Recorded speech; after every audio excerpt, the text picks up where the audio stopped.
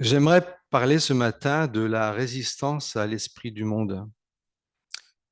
C'est un assez vieux message que j'avais fait, que j'ai eu l'occasion de retravailler, mais par rapport aussi au thème qu'on a vu précédemment, à savoir la persévérance des saints, il y a plus de 3 semaines, la persévérance des saints, et on a vu ensemble que cette fameuse persévérance n'était pas quelque chose lié à une période comme celle de l'Apocalypse. On a vu que la persévérance des saints, ça a toujours existé.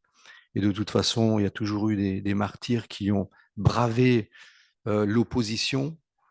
Et justement, on a un très bel exemple dans le livre de Daniel que j'aimerais remettre en évidence ce matin. Alors, la plupart d'entre nous, on connaît ces versets de Daniel, ces chapitres de Daniel. On les a souvent, de par les différents symbolismes avec la statue, avec les animaux, avec les 70 semaines. Mais je voudrais ce matin mettre en évidence plutôt l'aspect euh, non compromis, pas de compromis avec l'esprit du monde. Et on a vu récemment, c'était justement dimanche dernier, nous avons largement souligné dans le message la vérité contenue dans la prière sacerdotale que vous connaissez certainement dans Jean chapitre 17, verset 14, où Jésus dit à un moment au Père, le monde les a haïs parce qu'ils ne sont pas du monde. Il parle de qui? Il parle de ses disciples. Et c'est normal que le monde les a haïs parce qu'ils ne font pas partie du monde, tout simplement. Comme moi, dit Jésus, je ne suis pas du monde. D'ailleurs, on a rappelé aussi ce qu'il a dit à Pilate, hein. Es-tu roi, vraiment roi? Et Jésus, il dit, mon royaume n'est pas de ce monde. Il est véritablement roi, oui, mais un jour, il régnera sur ce monde. Et là, il viendra non pas comme un agneau, mais il viendra avec la puissance du roi des rois, du seigneur des seigneurs. Et là, c'est autre chose. Alors, il est pourtant aussi vrai qu'un risque de conformisme existe pour les chrétiens.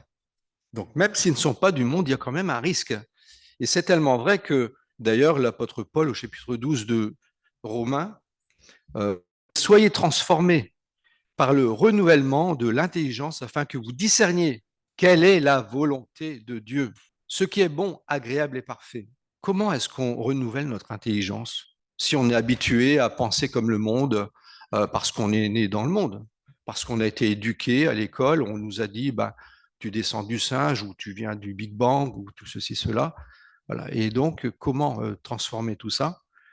Toutes ces habitudes qui se sont installées, ces façons de penser, ces doctrines, ces philosophies, eh bien, avec la parole de Dieu, bien sûr, et avec une oreille qui écoute et un cœur qui reçoit la parole de Dieu. C'est-à-dire pour pouvoir connaître la volonté de Dieu, et je rappelle ce que dit Paul, ce qui est bon, agréable et parfait. C'est parfait. Il n'y a pas à redire sur la volonté de Dieu. Parce que la société sans Dieu qui nous entoure et dans laquelle nous vivons exerce une pression sur notre esprit, notre intelligence, par la philosophie qui l'imprègne, par ses valeurs, par ses dieux, ses cultes, ses credos, son programme. D'ailleurs, j'ai à cœur, du voulant, une prochaine fois, bientôt, de parler des idoles de l'homme moderne, histoire de comprendre comment le monde moderne fonctionne dans ses pas ancrés à dans la parole de Dieu, attaché au rocher, n'est-ce pas, dont parle Jésus, hein, parce que si on n'est pas attaché au rocher, eh bien, un jour ou l'autre, ça viendra. L'épreuve viendra. L'épreuve, pour voir si on est sur du rocher, viendra. Et ça peut faire mal. Quand on a bien bâti une belle maison sur du sable, de voir qu'elle s'écroule. C'est terrible. Et de là, l'exhortation de l'apôtre Jean qui dit dans 1 Jean chapitre 2, verset 14, dans la deuxième partie jusqu'au verset Vivre dans la lumière, eh bien, il dit ceci, je vous ai écrit, jeunes gens, parce que vous êtes forts et que la parole de Dieu demeure en vous et que vous avez vaincu le malin. N'aimez point le monde, ni les choses qui sont dans le monde.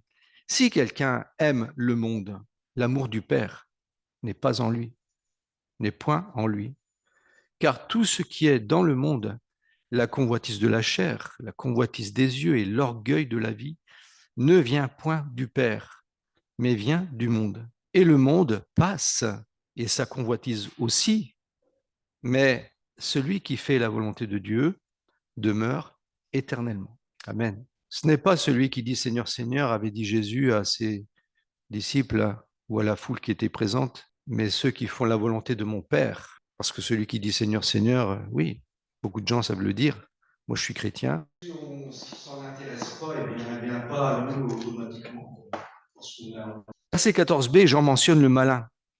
Et dans ce verset, juste après vient l'exhortation à résister au monde.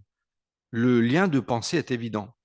Il faut résister au monde parce qu'il est le système idéologique, la sphère entièrement dirigée ou patronnée par Satan. Paul appelle ce monde, le diable, plutôt Satan, il appelle le prince de ce monde, parce que c'est lui qui dirige et qui empêche ce diable de faire son œuvre telle qu'il voudrait le faire entièrement.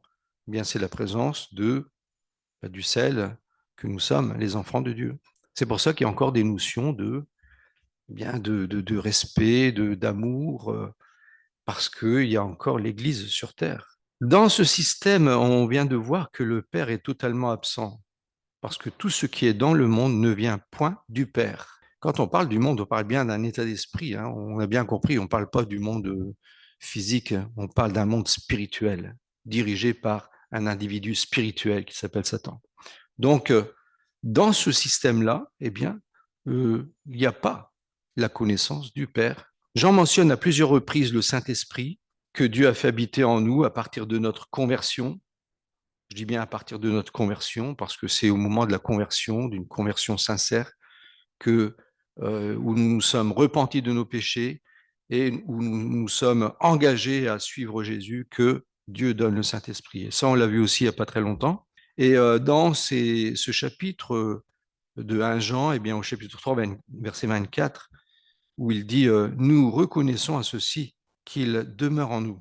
À quoi est-ce que nous le reconnaissons? Bien, à l'esprit qu'il nous a donné. Avant, j'avais de la haine envers les gens, maintenant, j'aime les gens. C'est l'amour de Dieu, c'est le premier des fruits de l'esprit. J'ai la paix du cœur. Ah, le Covid arrive, j'ai pas peur. J'ai la paix du cœur parce que je me confie dans le Seigneur. Si le Seigneur il veut que je meure avec le Covid, je mourrai avec le Covid. C'est ça la différence. Vous voyez, on ne vit pas comme on aurait vécu avant, avec nos phobies, avec l'Esprit de Dieu est là, et donc on réagit autrement parce qu'on comprend la parole de Dieu et le Saint-Esprit va nous aider à la comprendre. Alors, dans le premier point que je voudrais souligner, si la résistance au monde dans le livre de Daniel, eh bien, il y a un parallèle. Si l'on fait un saut en arrière dans le temps, dans cette période du livre de Daniel, eh bien, on voit 4 jeunes Hébreux de lignée royale, ou en tout cas, ce sont des familles nobles, Christ, par ce fameux roi qu'on a souvent nommé dans nos messages Nebuchadnezzar, le roi chaldéen, que Dieu a envoyé. Dieu a utilisé, on a vu pourquoi, parce que Israël s'était tellement éloigné de Dieu, euh, dans l'idolâtrie, et Dieu a dit si vous n'arrêtez pas, si vous ne vous convertissez pas, eh bien, je vais vous envoyer Nebuchadnezzar qui viendra, il détruira même le temple de Salomon et il vous emmènera captif. Là, ils ont rigolé, ils ont dit ouais, qu'est-ce que tu racontes, Jérémie? On va te mettre dans une fosse et comme ça on t'écoutera plus. Et c'est ce qui s'est passé d'ailleurs. Il a été mis dans une fosse pour qu'on l'entende pas. Quand un prédicateur prêche des choses qui nous dérangent, on préfère ne pas l'entendre, le bâillonner, le mettre en prison ou le tuer même. Combien de fois les prophètes ont été même tués parce que eh bien, le peuple voulait entendre autre chose. Et donc, ces jeunes se retrouvent finalement à Babylone et ils font face non à un parti politique, mais à un système religieux au service d'un pouvoir totalitaire, celui de Nebuchadnezzar, qui est un roi très puissant, mais aussi arrogant. Donc, ces 4, il s'agit de Daniel, de ses 3 compagnons. Le nom de chacun d'eux a une connotation religieuse israélite. Donc, Daniel, qui a un sens, Michael, Azaria. Et on voit Ben, puisque ce sont des captifs, maintenant on va changer vos noms. Il ne faut plus qu'il y ait une connotation religieuse dans vos noms. Il ne faut plus que toi tu t'appelles Daniel, tu vas t'appeler Belshazzar. Toi tu t'appelleras Shadrach, toi Meshach, Abednego. Voilà. Donc leur nom aussi va trouver quelque chose de païen dans leur nom, suggéré dans les premiers versets d'ailleurs du chapitre 1 du livre de Daniel, où on voit que même les qui servaient aux sacrificateurs pour faire le travail des sacrifices, pour la nourriture, pour manger, c'était des ustensiles qui étaient sanctifiés. Et lui, il les a mis, on le lit, il les emmena au pays de Shinéar, dans la maison de son Dieu, et il les mit dans la maison du trésor de son Dieu. Donc, on voit bien que c'est quand même quelqu'un de religieux, païen. Au verset 3, j'aimerais lire rapidement un peu ces versets, du verset 3 au verset 19, pour avoir maintenant une idée de ce qui se produit dans cette première partie sur les 3 épisodes, mais le premier épisode où ils vont être confrontés à cette espèce de rouleau compresseur de la pression, de la dictature de cet esprit du monde. Le roi dit à Ashpenaz, chef de ses eunuques, verset 3, d'amener quelques-uns des Israélites de race royale ou de famille dignitaires, de jeunes garçons sans défaut corporel, de belle apparence, doués de toute sagesse, d'intelligence et d'instruction, capables de servir dans le palais du roi, et à qui l'on enseignerait les lettres et la langue des Chaldéens. Le roi leur fixait paix, voulant les élever pendant 3 années, au bout desquels ils se tiendraient au service du roi. Il y avait parmi eux, d'entre les fils de Juda, leur imposa des noms. À Daniel, celui de Belshazzar, à Anania, celui de Shadrach, à Michaël, celui de Meshach, et à Azaria, celui d'Abednego. Daniel résolut de ne pas se souiller par les mets du roi et par le vin dont le roi buvait. Il supplia le chef des eunuques de ne pas l'obliger à se souiller. Dieu fit trouver à Daniel faveur et compassion devant le chef des eunuques. Le chef des eunuques dit à Daniel, je crains, mon Seigneur, que le roi qui a fixé ce que vous devez manger et boire, car pourquoi verrait-il votre visage plus défait que celui des jeunes gens de votre âge? Exposeriez-vous ma tête auprès du roi? Alors Daniel dit à l'intendant, à qui le chef des eunuques avait remis la surveillance de Daniel, de Hanania, de Michaël et de Tazaria, il lui dit, éprouve donc tes serviteurs pendant 10 jours et qu'on nous donne des légumes à manger et de l'eau à boire. Tu regarderas ensuite notre mine et la mine des jeunes gens qui mangent les mets du roi, et tu agiras avec tes serviteurs d'après ce que tu auras vu. Il leur accorda ce qu'ils demandaient et les éprouva pendant 10 jours. Au bout de 10 jours, ils avaient meilleure mine et plus d'embonpoint que tous les jeunes gens qui mangeaient les mets du roi. Désormais, l'intendant emportait les mets et le vin de leur repas, et il leur donnait des légumes. Dieu accorda. C'est beau, hein? C'est merveilleux. Accorda à ces 4 jeunes gens de la science, du discernement dans toutes les lettres et de la sagesse. Et Daniel expliquait toutes les visions et tous les rêves au terme fixé par le roi pour lui amener les chefs des eunuques, les amena en présence de Nebuchadnezzar.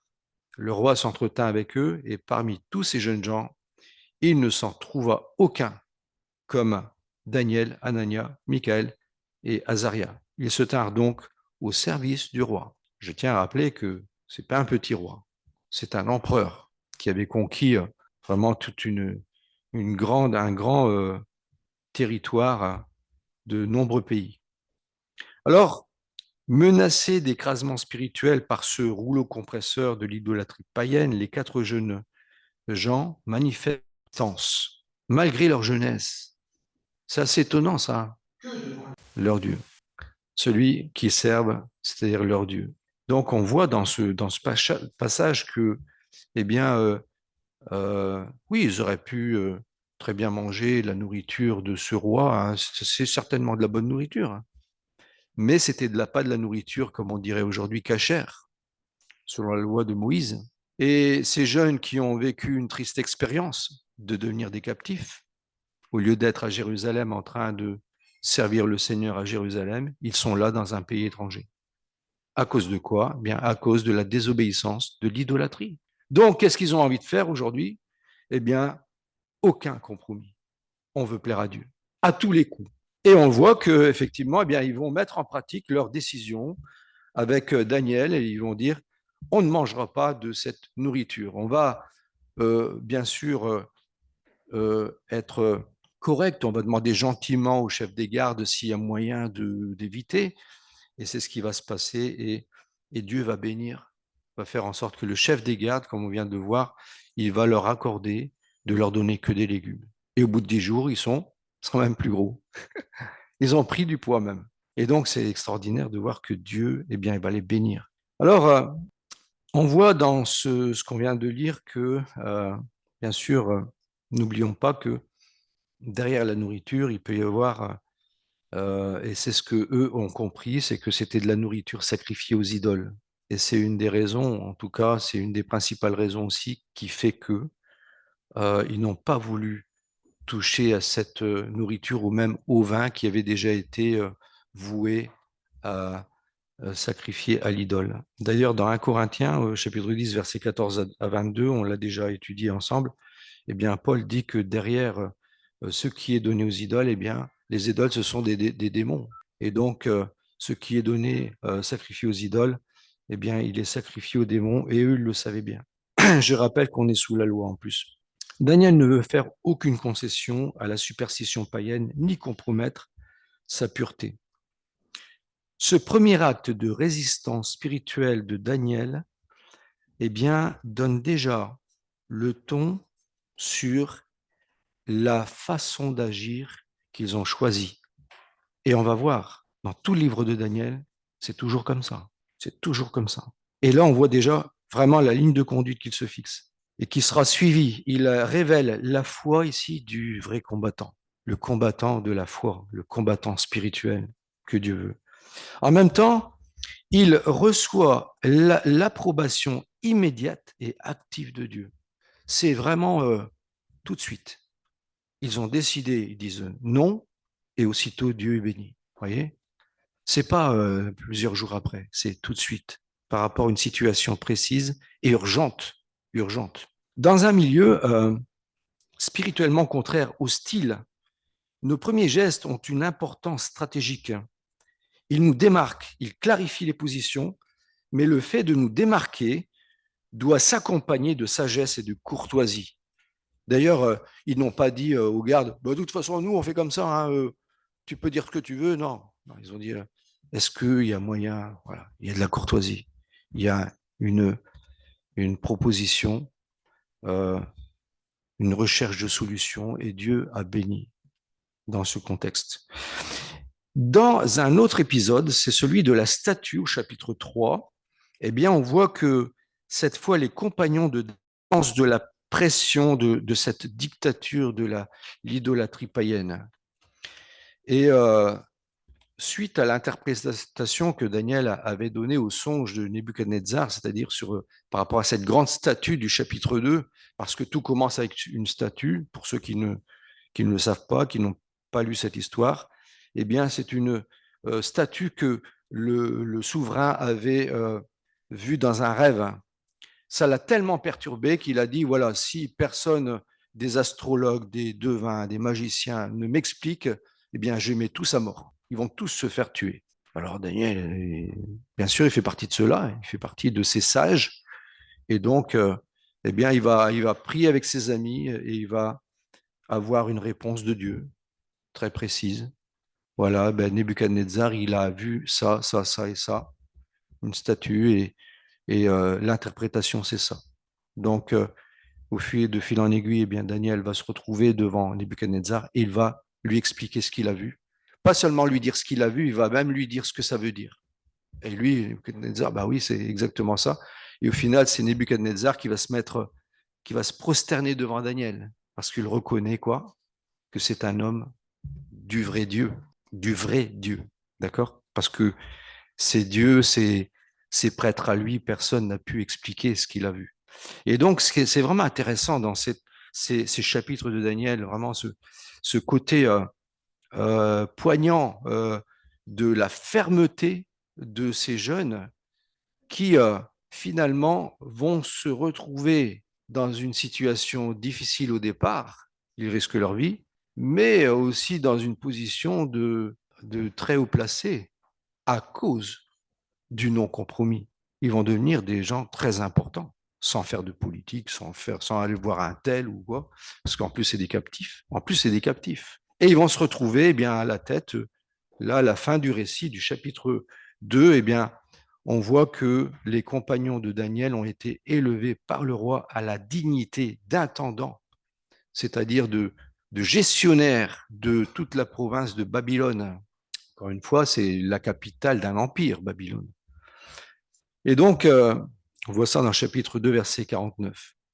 Ça en fait donc des personnages qui sont maintenant très en vue et donnent par conséquent un grand retentissement à leur acte public. Vous avez compris?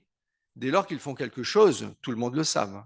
Et au chapitre 3, et c'est alors qu'il y a un problème qui va surgir maintenant au chapitre 3, possiblement inspiré par son récent songe, c'est-à-dire la statue, eh bien, il a envie d'élever une grande statue en or. Au lieu de tirer une leçon, il s'est rappelé que la tête de la statue, c'était lui.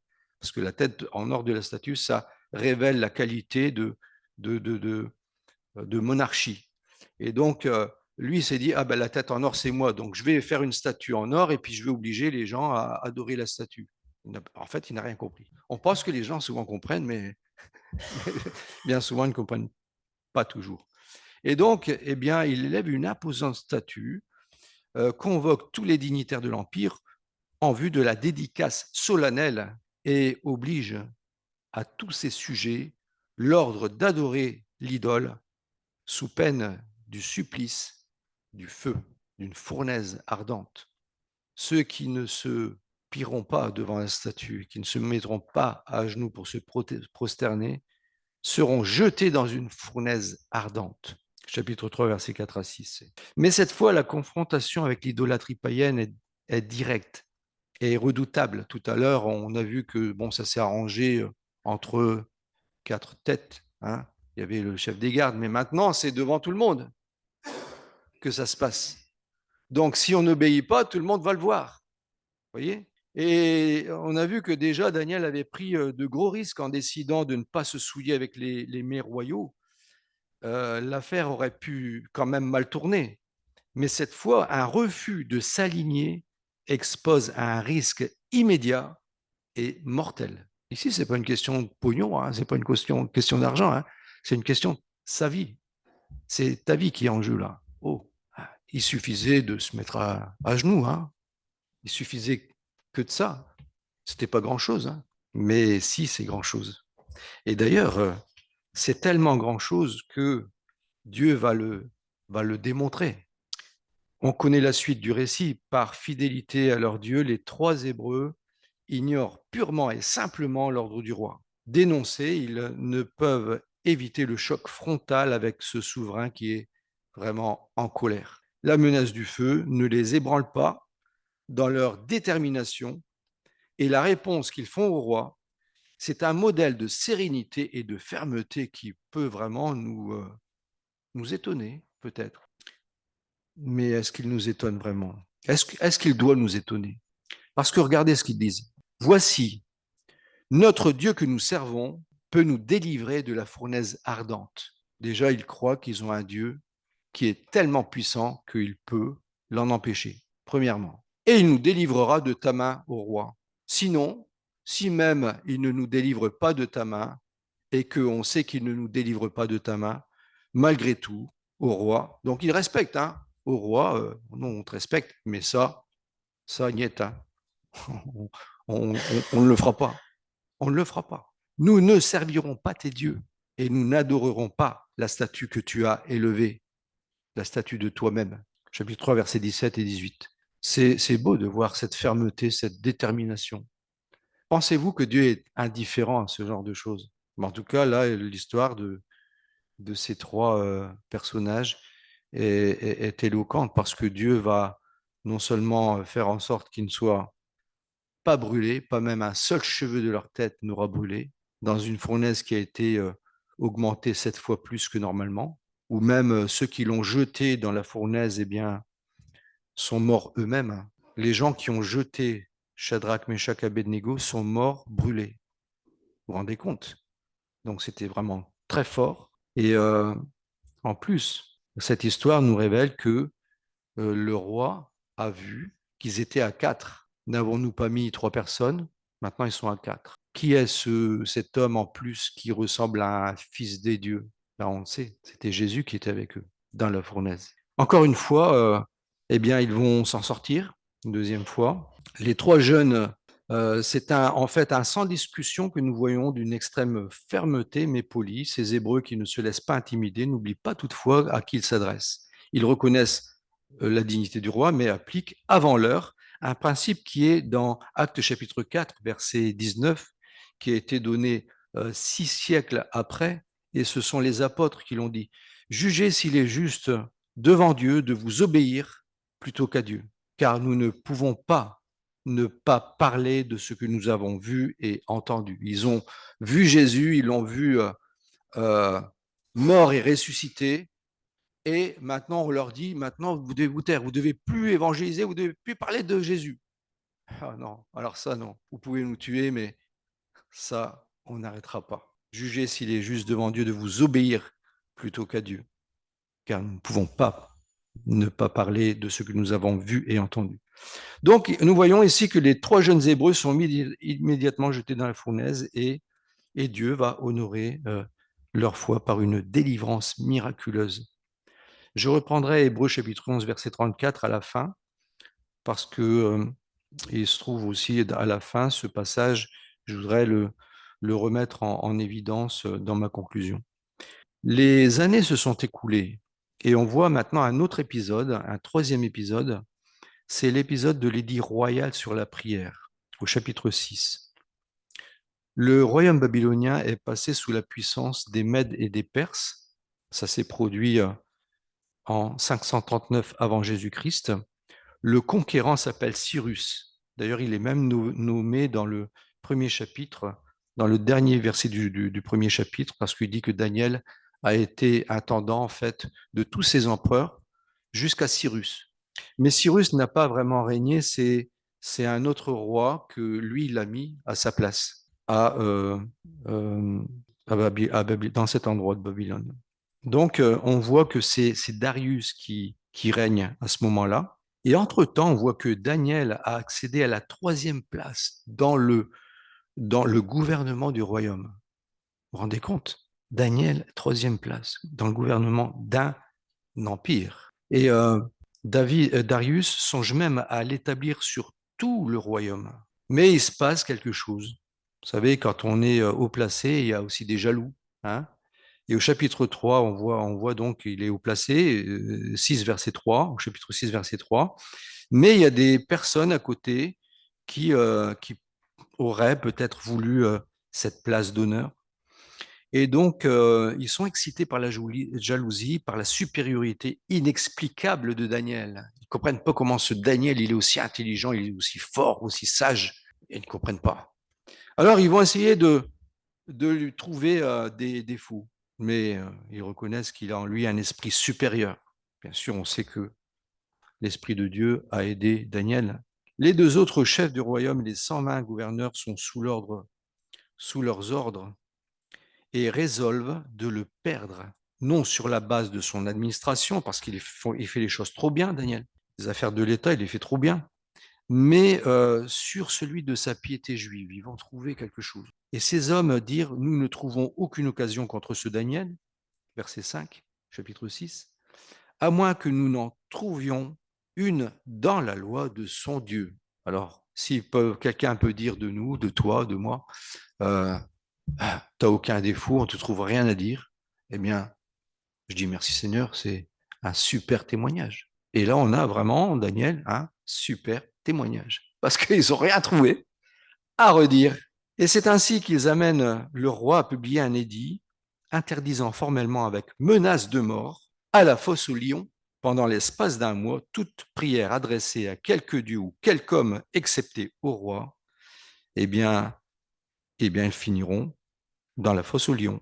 Et ils jouent donc avec la manipulation, bien sûr, en jouant sur l'orgueil du roi, en disant au roi, on va faire en sorte que tous les gens, eh bien, s'ils ne te prient pas à toi, eh bien, ils iront dans la fosse aux lions. Alors, le roi, il s'en dit, ouais, ils vont me prier. Ils vont me prier pendant un mois. Quel traquenard en même temps. Et Daniel est tout aussi résolu que dans l'affaire des mets et du vin qu'on a vu tout à l'heure au chapitre 1, quand il arrête dans son cœur de ne pas se souiller avec l'idolâtrie ambiante. Cette fois, défié dans sa piété envers l'Éternel son Dieu, il passe au-delà de l'interdiction. Et il est écrit que lorsque Daniel sut que le décret était écrit, il se retira dans sa maison, c'est au chapitre 6, verset 10, il se retire dans sa maison, fenêtres de la chambre supérieure, elles étaient ouvertes. Qu'est-ce qu'il a fait? Il les a refermées? Non, il ne les a pas refermées. Il les a laissées ouvertes. Et il a continué à prier en direction de Jérusalem, conformément à cette prière de Salomon dans le temple, quand le temple avait été dédicacé. Et donc, en direction de Jérusalem, cette fameuse ville d'où ils sont, hein, le, la ville du grand roi.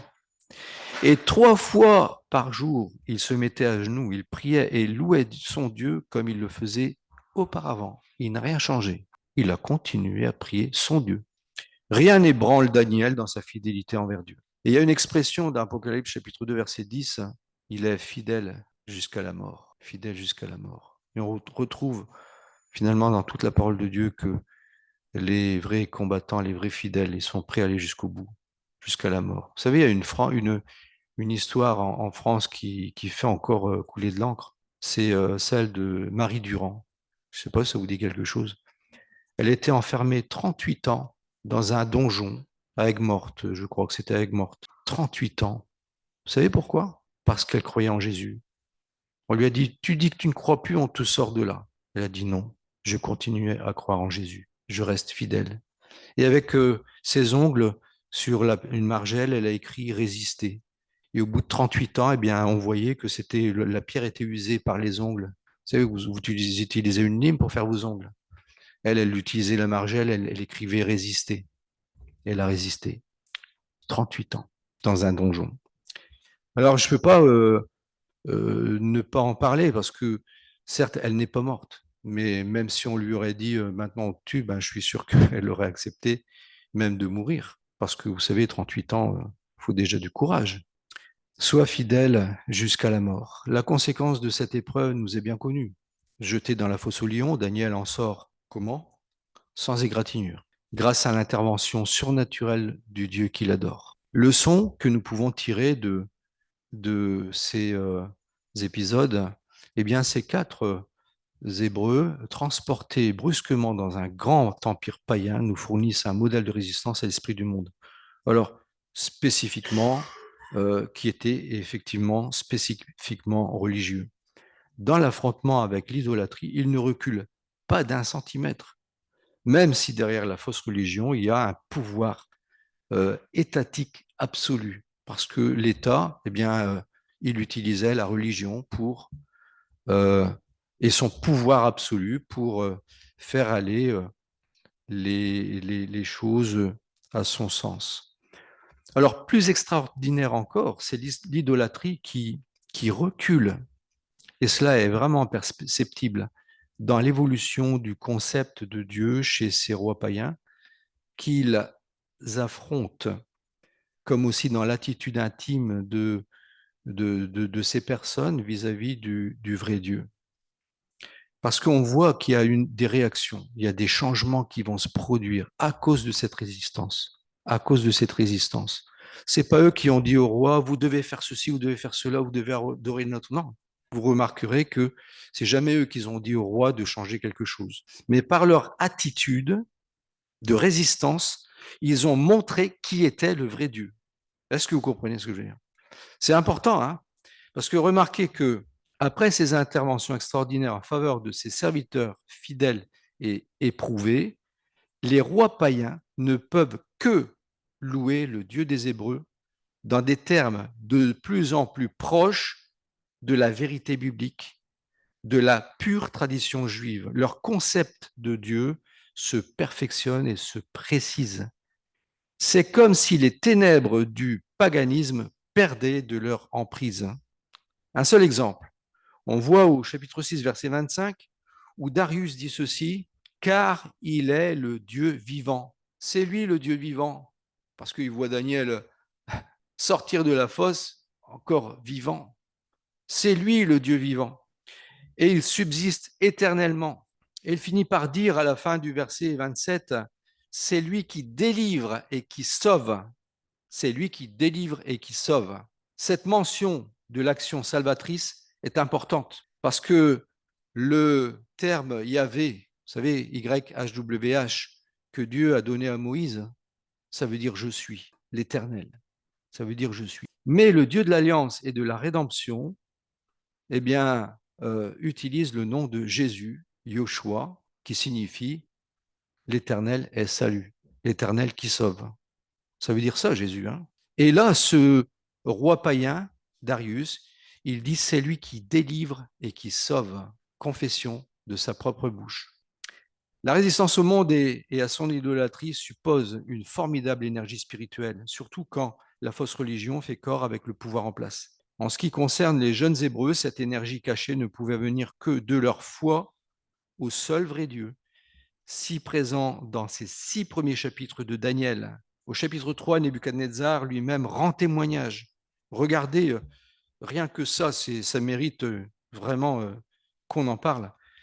Et il est devenu fou pendant 7 ans. Vous connaissez certainement l'histoire. Il est devenu comme un animal parce que, en fait, il s'est enorgueilli, Babylone, la grande, que moi j'ai fait. Puis Dieu, tout de suite, il l'a calmé. Il a dit, tu deviens un animal pendant 7 ans. Au bout de 7 ans, il se repent et il parle comme un homme de Dieu. Il reconnaît Dieu, il parle comme quelqu'un qui connaît le Seigneur. Et c'est extraordinaire de voir la confession de sa bouche, comment il glorifie le Seigneur, le Dieu des cieux. Et on voit que donc cet homme rend témoignage et que la foi soit le moteur de la vie pieuse et l'artisan de la victoire, de cette victoire que nous retrouvons. C'est la foi qui est le moteur de la vie pieuse et l'artisan de la victoire. C'est ce que nous dit l'Épître aux Hébreux, chapitre 11, versets 30 à 34. Et j'aimerais lire ce verset qui dit, c'est par la foi que les murailles de Jéricho tombèrent, après que l'on eut fait le tour pendant 7 jours. Et que dirais-je encore? Car le temps me manquerait pour parler de Gédéon, de Barak, de Samson, de Jephthé, de David, de Samuel, et des prophètes qui, par la foi, vainquirent des royaumes. Vainquirent des royaumes, et c'est justement Daniel et ses amis qui ont vaincu des royaumes. On est d'accord. Et comment ont-ils vaincu? Pas de compromis. Pas de compromis. Ils ont transformé des royaumes. Fermèrent la gueule des lions, éteignirent la puissance du feu, et bien d'autres encore. Hein. Donc ici, vraiment, je souligne, ces personnes qui, par la foi, vainquirent des royaumes, fermèrent la gueule des lions, éteignirent la puissance du feu. C'est Dieu qui sauve, lui seul, mais il le fait en réponse à la foi, et remarquez cette expression du verset 33 qui dit qui par la foi vainquirent des royaumes. En conclusion, oui, Daniel et ses compagnons ont vaincu par leur foi des royaumes politiques et spirituels. Ils n'ont pas reculé devant le pouvoir royal, ni celui de la fausse religion et de leur complot. Et l'apôtre Jean dit ceci dans 1 Jean chapitre 5 verset 3, car l'amour de Dieu consiste à garder ses commandements, et ses commandements ne sont pas pénibles, parce que tout ce qui est né de Dieu triomphe du monde. Et la victoire qui triomphe du monde, c'est notre foi. Qui est celui qui a triomphé du monde, sinon celui qui croit que Jésus est le Fils de Dieu? Qui est celui qui a triomphé du monde, sinon celui qui croit que Jésus est le Fils de Dieu? Il n'y a aucune alternative, et nous sommes vaincus par le monde, ou bien nous triomphons du monde par notre foi en Christ. Puissions-nous vouloir être totalement vainqueurs sur le monde par une foi en Christ agissante qui prie pour ce but, afin que Christ soit tout en nous. Amen. Que nous puissions véritablement y croire, le désirer, et si nous le désirons, eh bien, qu'est-ce qu'on va faire? On va prier. Amen. Amen.